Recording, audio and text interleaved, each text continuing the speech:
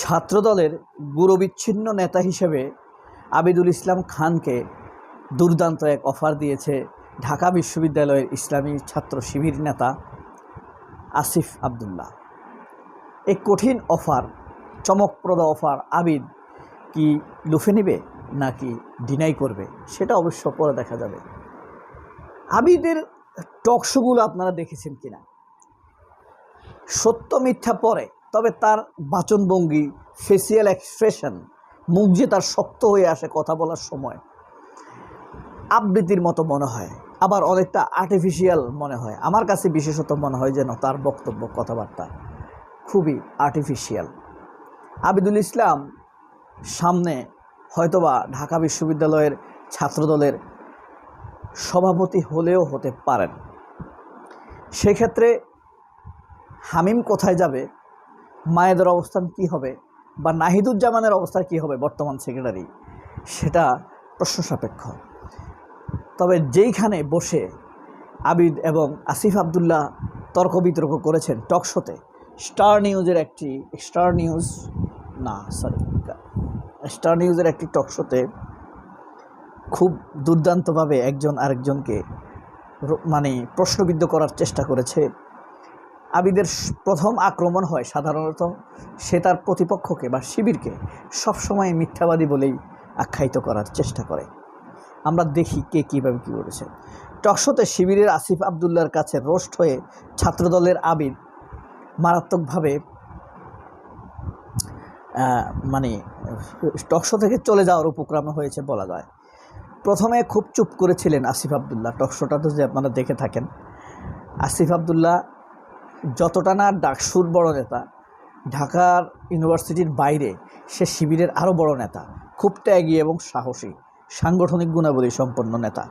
ছাত্রদলের আবিদ শিবিরের বিরুদ্ধে মিথ্যা অভিযোগ দিয়ে বললেন, প্রত্যেকটা ভার্সিটিতে শিবির ছাত্রদলের উপর হামলা করেছে, ছাত্রদলের কর্মীদের মেরে রক্তাক্ত করেছে, ক্যাম্পাস থেকে বের করে দিয়েছে। তখন আসিফ আবদুল্লাহ মোবাইল বের করে আবিদকে শোনান ছাত্রদলের পুরান ঢাকার সেই নেতার কথা, যিনি ন্যাশনাল ইনস্টিটিউট অফ হসপিটালের সামনে দাঁড়িয়ে বলেছেন, শিবিরকে আর কোনো ভার্সিটিতে উঠতে দেওয়া হবে না, মেরে রক্তাক্ত করে দেওয়া হবে, তাদেরকে আর কোথাও তাদেরকে স্থান দেওয়া হবে না, এই বিশ্ববিদ্যালয়ের ক্যাম্পাসে তাদের জায়গা হবে না, যদি আসে তাদেরকে রক্তাক্ত করে দেওয়া হবে। একদম লাইভ ভিডিওতে এটা দেখিয়ে দিয়েছে, আবিদকে মিথ্যাবাদী প্রমাণ করে দিয়েছে।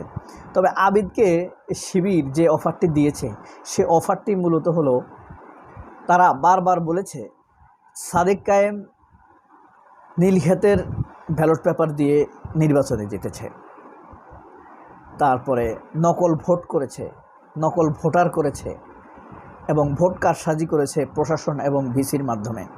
তখন আসিফ আবদুল্লাহ বলেছেন, এই নির্বাচনে আপনি যত ভোট পেয়েছেন, আগামী নির্বাচনে যদি আপনি সেই পরিমাণ ভোট পান, তাহলে আমরা আপনাকে ভিপি হিসাবে মেনে নেব।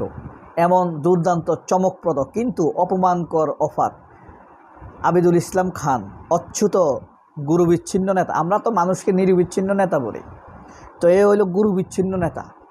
গুরুবিচ্ছিন্ন নেতা, সে রাকিবের কথাও শোনে না, ছাত্রদল সভাপতির কথাও শোনে না, ইউনিভার্সিটি সভাপতির কথা শোনে না, সে সবচাইতে বড়।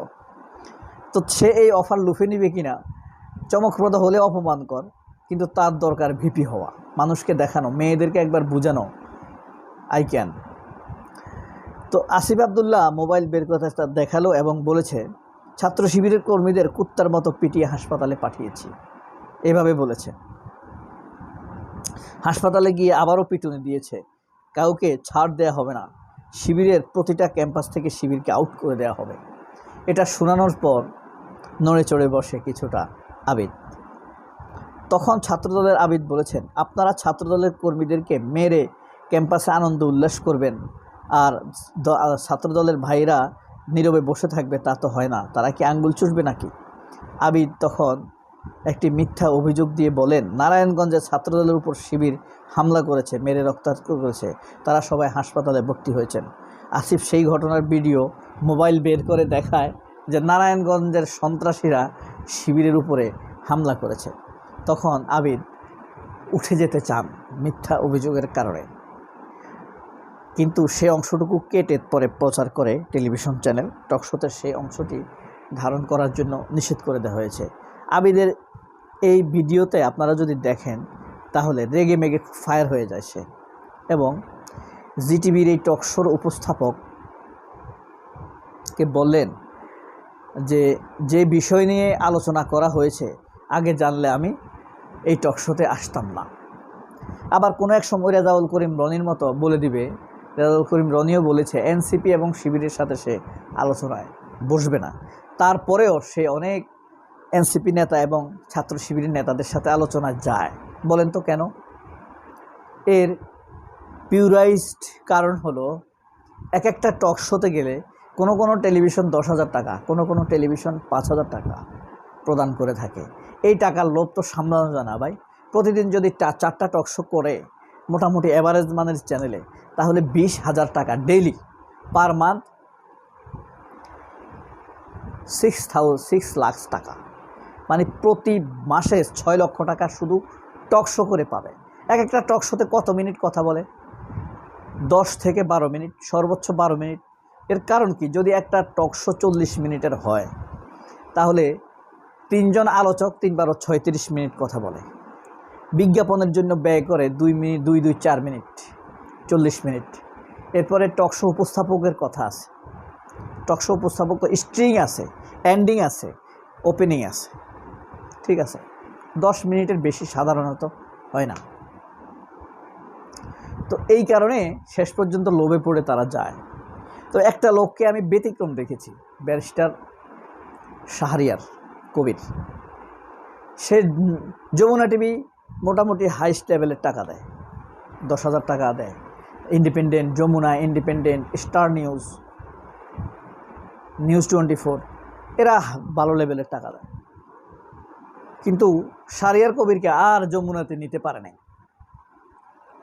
ওই যে নিকোলের কথা মনে আছে? নিকোল, আমি যেভাবে বলছি আমার টকশো সেভাবে চলছে।